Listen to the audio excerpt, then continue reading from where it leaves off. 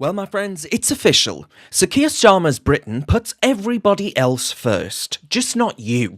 Your granny, she's shivering at home because there's no cash to fix the boiler or power her home. The potholes outside, they're big enough to swallow a bus. But don't worry. Sir Keir Starmer, well, he's got his mitts on the money. Billions for Mauritius, millions for Gerry Adams, because that's their idea of priorities in the sphere of human rights.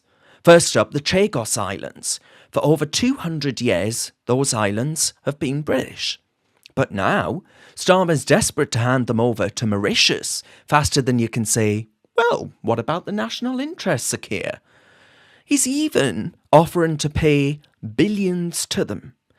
9 billion quid is the reported figure I saw yesterday to lease back Diego Garcia, a key US airbase. Now, Trump's team are totally against it. They'll veto it at the first opportunity, of that I've no doubt. So, my friends, once again, we are here in Britain on these islands, desperate for the Americans to step in and help us out. And China's loving this. The British taxpayer, though, well, we're not loving it. We're footing the bill for Starmer's constant surrender. Why does it feel that Labour's more interested in being pals with Mauritius, cozying up to the Chinese? Rachel Reeves was there, whilst the economy that she has managed to screw up at record pace is going down the Swanee. And she's out there shaking hands with the Chinese second in command over protecting Britain. It's the same with this Mauritian deal. And then there's Gerry Adams. And hand on heart, this makes me feel sick to the pit of my stomach. He's a man whose name will be forever tied to the Irish Republican Army's terror. Note, I didn't say the Irish Republican Army, because I don't want to get sued. They are an incredibly litigious political party, but the facts are, in the 1970s, Gerry Adams was detained for suspected involvement in terrorism, tried to escape, and he was landed in prison.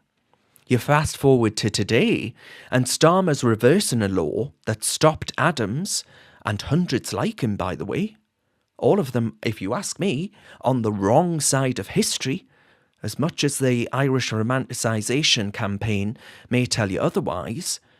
But to stop hundreds like them pocketing taxpayer-funded compensation. All this, by the way, whilst IRA victims on mainland Britain haven't received a penny. But Labour want to pay out to a man linked to decades of violence in Northern Ireland, and let's not forget, in GB as well. I'd be less livid. I honestly, and I mean this, I'd be less livid if Starmer wrote a cheque to Shamima Begum than writing one to Gerry Adams. At least she didn't come back demanding a bloody refund. But what links these two? Why, you might be thinking, Darren, you're going off on a tangent here. Why are you trying to link these two things? I see this as Labour's obsession with human rights, with an obsession with appeasing absolutely everyone except the people who matter, i.e. the British public. They'll hand over your hard-earned money to Mauritius and Gerry Adams while telling you that there's nothing left in the kitty for your grand's heating bill or fixing up your kid's school.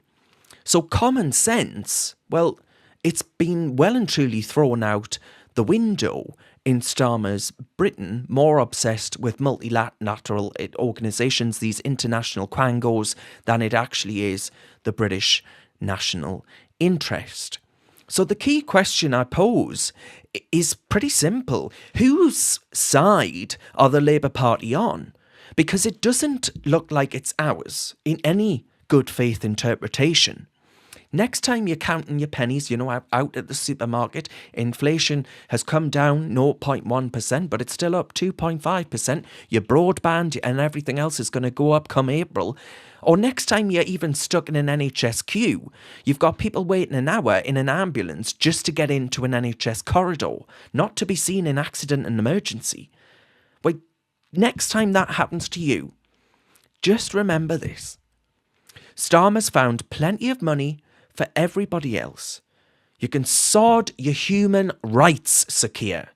International obligations be damned. Backslapping the world's elite, I couldn't give a flying flamingo. I find both of these decisions, Gerry and the Chagos, utterly repulsive. But I do find them telling. I do find them instructive. I do find them illuminating. Whoever this man is working for in the form of Sakir, it ain't the British nation.